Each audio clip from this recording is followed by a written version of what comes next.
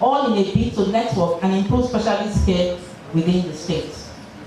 The MDCAN HMB continues to align its activities with the overall aims and objectives of the national body, also with the Delta State Medium-Term Strategic Plan and the SMART agenda of the present administration. But one of the major ones we focus on today will be to promote the achievement and maintenance of the standard of health services throughout Nigeria, and in particular, Delta State.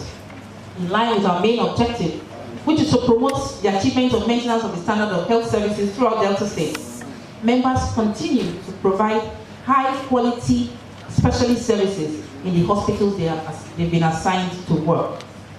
Recently, the association commenced its medical outreach services, a program designed through which consultants visit and run outpatient clinics in government hospitals within the same medical zone in which they work. This is aimed at improving medical skills and also increasing access to specialist care by patients in those communities. So far, we have recorded good results from the Asaba Medical Zone, Akwa Medical Zone, and Wari Medical Zones, especially in the following areas of specialty: obstetrics and gynecology, public health, ophthalmology, and radiology. This medical outreach service is to be extended to other medical zones and to cover other specialties. Regrettably, these visits are sometimes hindered by the lack of transportation and other logistics. Members of the association working with non-governmental organizations have continued to provide free specialist medical and dental services across the state. In addition, consultants in their various specialty groups and associations continue to provide consultations, medical and surgical services outside their regular government jobs. Notably are the activities of the Association of Public Health Physicians of Nigeria, the Ophthalmic Society of Nigeria, the Nigerian Medical Association, and the Nigerian Dental Association, thus contributing to the healthcare of our populace.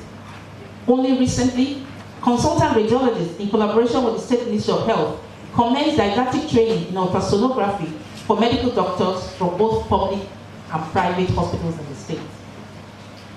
We, as an association, appreciate the determination of the present administration to ensure health for all Deltans.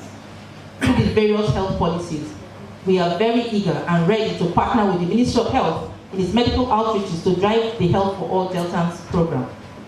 We particularly note the resolve of the state government to achieve universal health coverage through the Delta State Contributory Health Scheme, which, when fully implemented, will reduce the out-of-pocket expenses of our populace. The MDCAN HMB has followed closely the activities of the Commission and has at different fora made our modest contributions to the management of that insurance scheme. Delta State is known to have one of the highest numbers of public hospitals in the country, the highest number of doctors and health workers. Mindful of this and in need of the state government to develop all sectors in the state, and the stiff competition between the sectors for the available resources, I wish to highlight some key areas which the association has considered for immediate attention by government. These include upgrading of our facilities. We applaud services, the renovation and equipping of some facilities going on right now. We ask that there's an urgent need to extend that coverage to other hospitals. Training and retraining of consultants and other healthcare workers. Employment of relevant medical consultants, medical officers, and other health workers. Establishment of intramural practice in the major central hospitals. This is a system where all hospital services are provided in a one-stop shop in a dedicated area within the hospital at a fee a little higher than going rates. This has been known to work in other parts of the country where operational. It is a panacea to reduce brain drain, improve personnel commitment, improve internal generated revenue, and improve the overall quality of care in our hospitals. We also need a reinvigoration of the hospital management board residency training programs. At present, a good 2 of our hospitals have lost full accreditation for residency training in some specialties and completely lost accreditation in others. We also are requiring a support for the medical outreach service program of the association to enable us to expand the scope. Ladies and gentlemen, this valedictory lecture, I'm sure, will give more details of the challenges bedeviling the secondary care facilities in our state and much more. I wish to especially welcome and thank our first valedictorian, Dr. Chief Mrs. Caroline Ajuyah, Eminent, for accepting the rubric. I'm aware of your effort and support to make this day a success. We are so proud of you. Like I told you earlier, when I grow up, I'd like to be like you.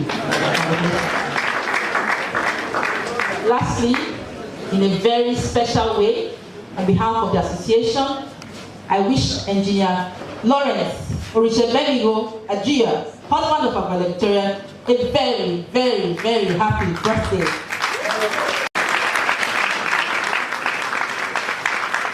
You may think that this date was chosen because of that, but the choice of the date for this lecture was coincidental, but obviously ordained by God.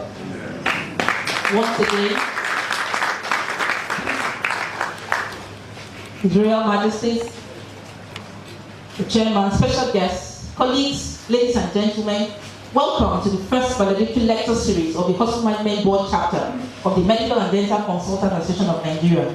Enjoy the lecture and enjoy your stay with us in Warri and in Delta State, the Big Heart and the Kingdom of God. God bless you all. You can be better, please. As the chairman, Delta and Delta State, thank you for that brief and laconic speech. God bless you. 3 lecture series, and we are so privileged to be the first MCs. Please clap for us. To go down in history. This is the only one that is not wearing red. If I want we're marching in, those of you who are not doctors or academicians, this is called academic gown. Because some of them think we are Curtis. So I want that they look us. Some of them be like herbalists. You are when you surprise me most when funny me pass. Now Dr. Resenara, be like native doctor. Oh, you mean with his white beard? With the white beard. Since that's not me, that's the spirit in me. To make welcome our father, His Royal Majesty, the Pere XP Luke, the Pere of Akubememe Kingdom. He is the Pere of Akubememe Kingdom, Kalanama the 8th. JP, please come put your hands together for us. Please put your hands together for him. I was the MC for the daughter's marriage. I don't know if you recall. God bless you. God bless you. God bless you. And quickly, a very special welcome to Chief Barrister Pius Akpe, the Keremotie Mori of Akubememe Kingdom. Bomadi local government area Delta State. A round of applause for him, please. And a very special welcome to I Chief Richard and Nare JP Akubememe Kingdom. And quickly, a very special welcome to Justice Memory. Please come put our hands together for him. You're most welcome, sir. And last but not the least, staff and board. Dr. Mrs. Faith and Jeffy, the eye of the Central Hospital Warri. That is our addresser in the eye of all of us. Thank you very much. Can you do the citation of the guest lecturer? Of the National Institute for Policy and Strategic Studies, MI9. After her pre-registration has job at the Jos University Teaching Hospital and a short stint with the Bauchi State Specialist Hospital, she joined the Bendel State Health Management Board in January 1985 as medical officer 2 in general medicine at the Central Hospital Warri. She undertook postgraduate medical studies at the University of Benin Teaching Hospital between 1987 and 1994 on secondment and resumed briefly as senior registrar cardiology in 1994 and went for further specialist training at the Department of Cardiology, University Hospital of Wales, Cardiff in the United Kingdom. That was from May 1995 to May 1996. She resumed as consultant in internal medicine and cardiology, Central Hospital Warri, and rose to the position of chief consultant in the year 2004. She was medical director of the Central Hospital between January 2000 and December 2001.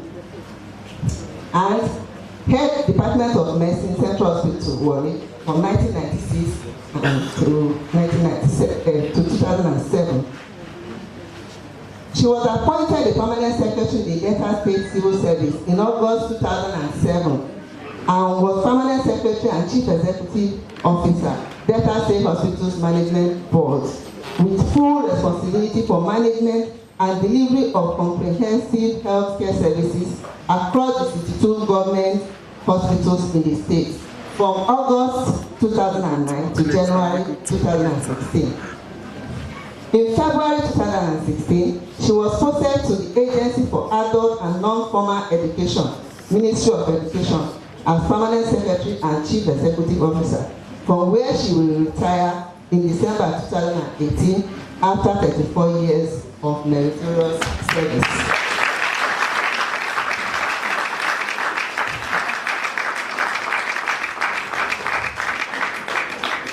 She is a fellow, West African College of Physicians, a fellow, the National Institute of Management, and a member of the British Society of Endocardiography.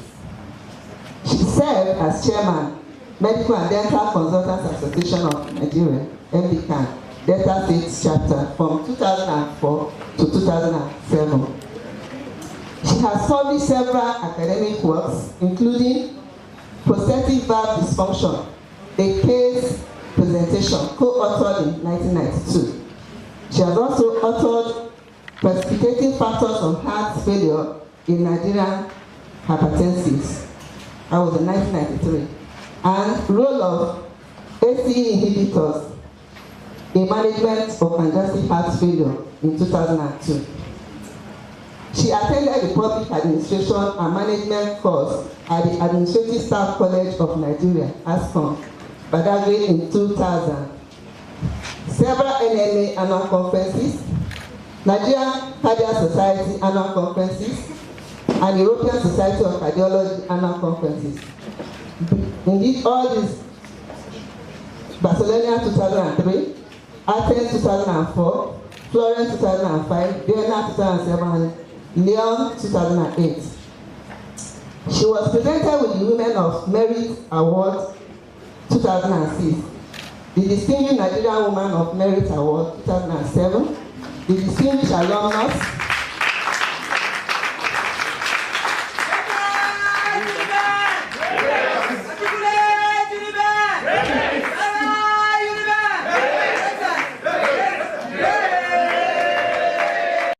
Students Association Award 2014 in recognition of outstanding contribution to the growth and development of medical practice in Nigeria. Dr. Mrs. Ajuyah is married with 4 children, title of Olunura of Warri Kingdom, and her hobbies include lawn tennis, reading, and teaching. So, ladies and gentlemen, I present to you Dr. Mrs. Caroline Olumagi Ajuyah, LNI, and the Olunura of Warri Kingdom.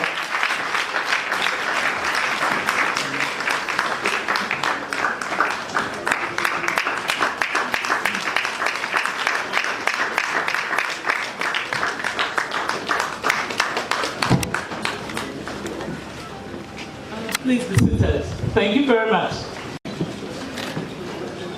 His Excellency, His former Excellency, ably represented by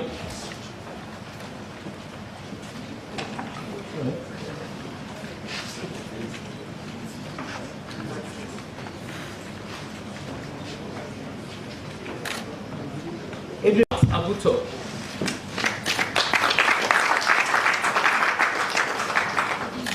His Royal Majesty, the Ulu of Warri, His Royal Majesty, the Oroje of Ope, His Royal Majesty, the Pere of Akubene Me, His Royal Majesty, Ably of the Ovie of Warri, of Uve, ably represented by chiefs here present.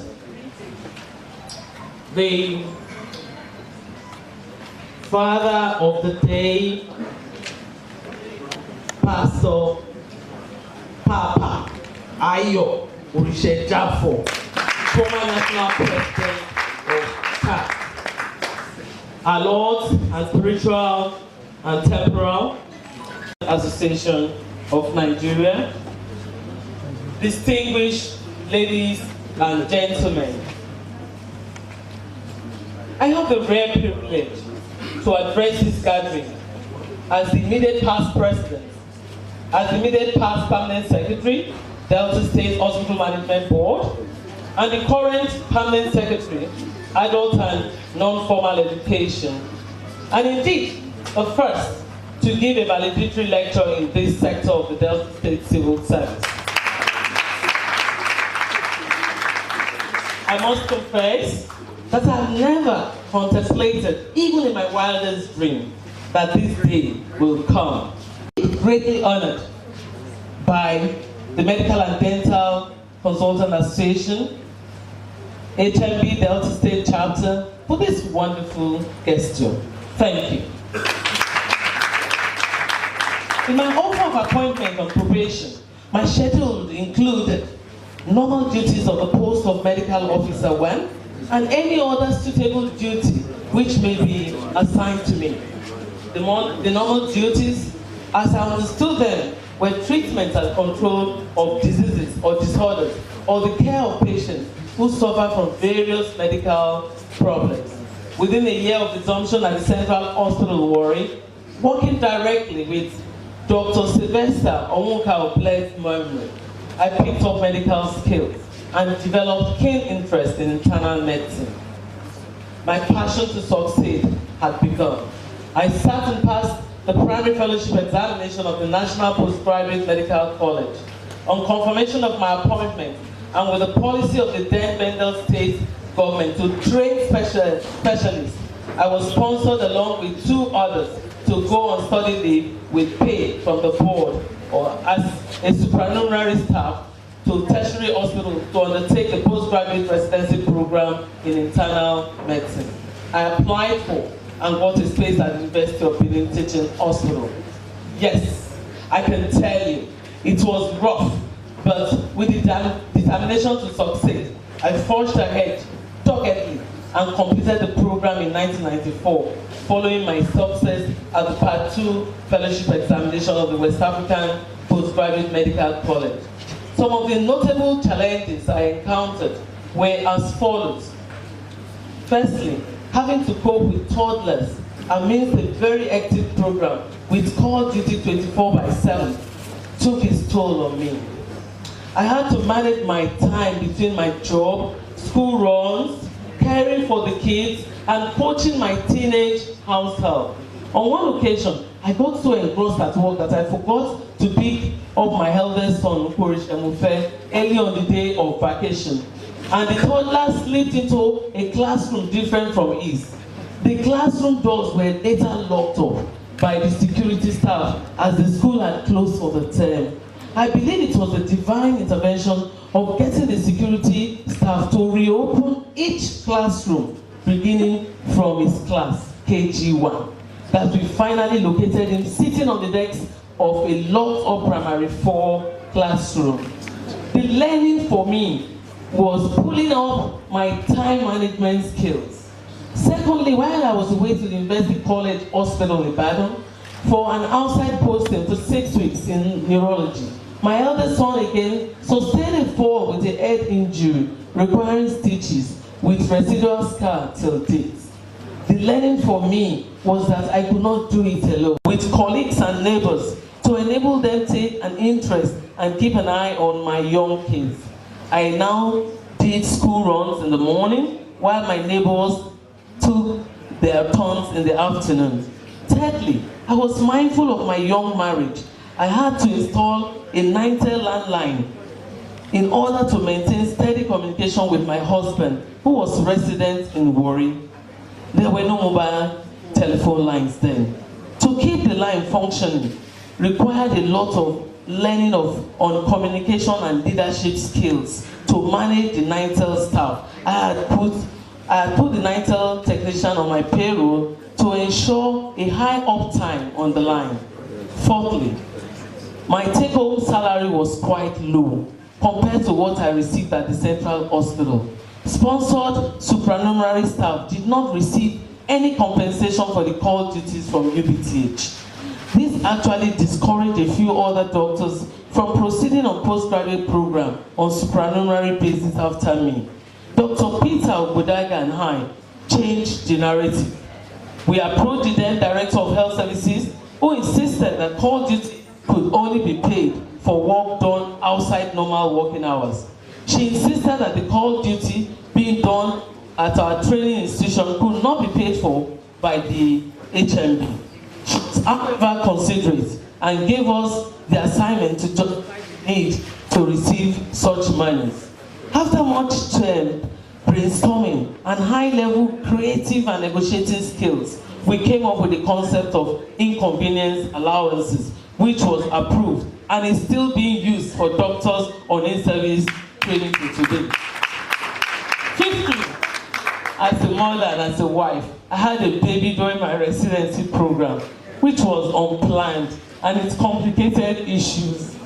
I thank God for His precious gifts, mercy, and blessings. His ways are not our ways. Consequently, it was not until the third attempt in both the National and West African College that I passed my Part 1 fellowship examination in November 1990. Thus, I required an extension by 1 year to complete the program. In my dissertation for my Part 2 fellowship examination with West African College of Physicians, I looked at the precipitating factors of heart failure in Nigeria and hypertensive patients. I am proud to say that with the assistance of Professor Augustine O. Obaswan, my supervisor and mentor, I was briefly steered into academics. From the extensive research work on my project and other research work, Professor Obaswan guided the studies into 5 published works in reputable international medical journals. As a clinician in a general hospital, I knew I required exposure to current modern medical practice, and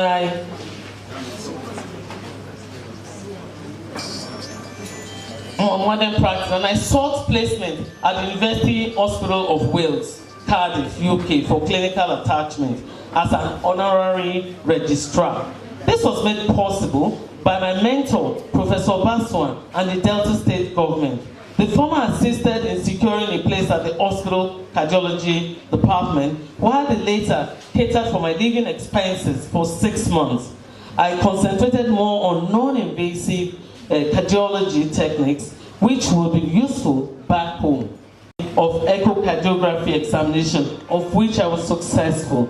I became a full member of the British Society of Echocardiography.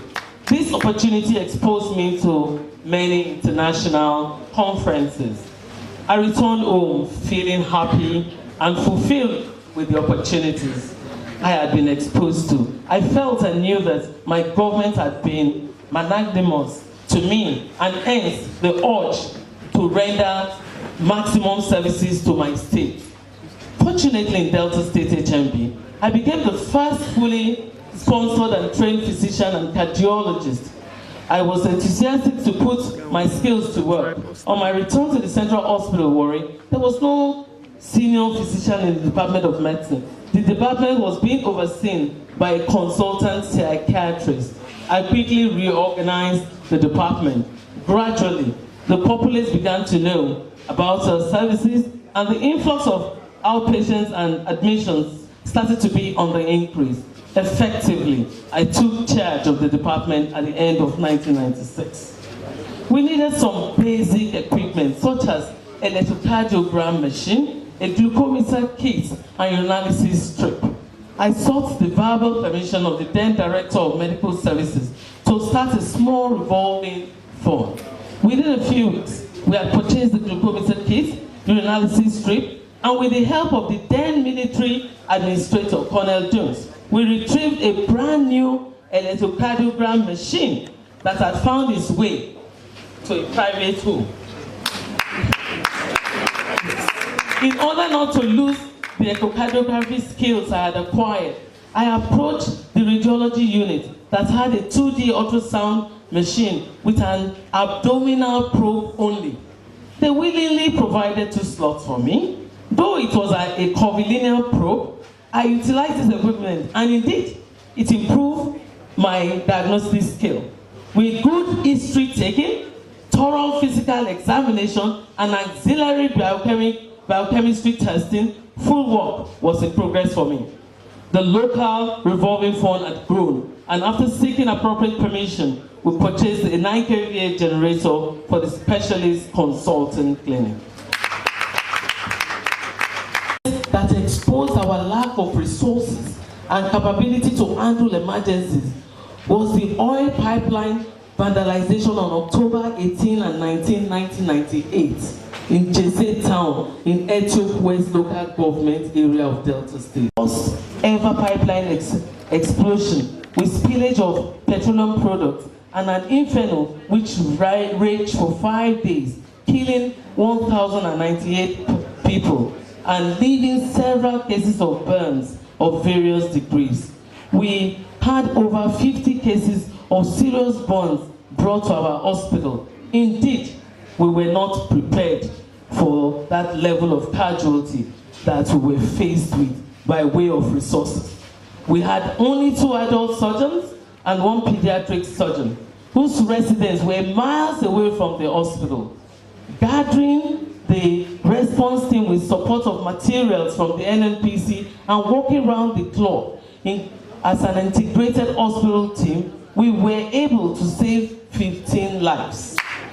This is an event that became very useful in making some important decisions when I later had the opportunity of becoming the medical director of the hospital and the chief executive officer of the HMP in later years. Having shied away from the role during the previous tenure as a result of limited administrative experience, I was unanimously elected as the medical director of the Central Hospital in December 1999. I assumed the responsibility of leadership in a place where 14 years ago, I was a fresh general duties medical officer too, the minimum entry level for a doctor. Being the only consultant physician, I had to function in dual capacity as a clinician and as an administrator. I knew the enormous challenges of the hospital as well as the direction I wanted to go, but I had no formal training in management, and I recognized my weakness as that of limited administrative knowledge. On my husband's advice, I sought for sponsorship to attend a 4-week advanced management course at the Administrative Staff College of Nigeria, ASCON, scheduled for April later in the year. The Ministry of Health gave the approval with the promise to make reforms at a later date. In the interim, after consultation with the management team, I set up the following subcommittees: Beautification and Cleanliness Committee, Monitoring Committee, and Charity Committee. Funding was a major limitation in executing our ideas, and I had to solicit the support of friends. The Shell Petroleum Development Company assisted with repairs of our hospital ambulance and my official vehicle. My team sought donation of drugs from 3 major oil companies and from engineer Alex Nain and Dr. John Kayuma from United States of America. We sold the drugs at a much discounted price, and the monies generated were used to accomplish the goals of improved service delivery. The Warri South Local Government Council under Dr. Joseph Otumara gave suggestions, donated posters and billboards to assist in our campaign on improved public awareness of changes taking place. There were so many sharp practices of extortion going on in the place, beginning from the gate, through the card room, to the doctor's office, laboratory department, and within the outpatients and inpatients unit. Practices and worked round the clock. Toiletries and cleaning materials were made available to the units regularly, and it became an offense for such to be demanded from patients. Another major problem was the total time spent by an ill patient presenting at the hospital. Key key drawbacks were the manual way of recording and processing patients and the incessant power interruption. Hard-working members of the staff teamed up with management to help realize our targets and goals despite our limited resources. This new way of working was resisted by some staff, but the news has spread to the corners of Warri that the services in Central Hospital Warri had improved, and we had to cope with the increased influx of patients. Managing the paradox, I proceeded to ask Valedictory for the administrative cost with the hope of finding the administrative magic solution to this problem. The program was meant for middle management public servants, and it covered, amongst others, the theory of management, management of change, time management, managing the process of development, labor and industrial relationship, overview of public policy making processes, overview of public enterprises, management, fiscal and monetary policy, financial management, materials management, logistics and maintenance management, manpower planning and development, performance appraisal, and interpersonal and human relationship, amongst others. These were obviously new grounds that I needed to apply to my new role. At the end of 4 weeks, I came out better informed on the basic principles of administration, and somehow, with my team, we remain steadfast and determined to maintain the tempo of change. Dr. Emmanuel Urobo, of blessed memory, legal practitioner, in his commendation letter to His Excellency, Chief James Onanefe Ibori, the then governor, a few years later, attested to this positive change. You will see it in the brochure. It's there. Our hospital infrastructure was in dire need of upgrade. I read from hospital records that the hospital had largely remained the same since 1920. The pediatric ward, for example, had only 20 bed spaces, mostly cots, and it was grossly inadequate for the teeming population. Oftentimes, young girls and boys found themselves either into the adult wards or being referred to other hospitals. We approached various private organizations to partner with us. With the assistance of my husband, I was able to make a presentation to SPDC management to solicit for a new pediatric ward. This led to the actualization of the new pediatric ward built by SPDC NMPC joint venture that was officially commissioned in August 2005 by Mr. Harriman Oyofo, the public relations manager of SPDC at the time. At commissioning, it was about the most equipped unit in the state and was better than many federal institutions. Besides the requirement for infrastructure upgrade, we also had challenges and with staff commitment, discipline, and compliance with rules and regulations. During my tenure as a medical director, I learned the difference between managing an ill patient and a normal individual.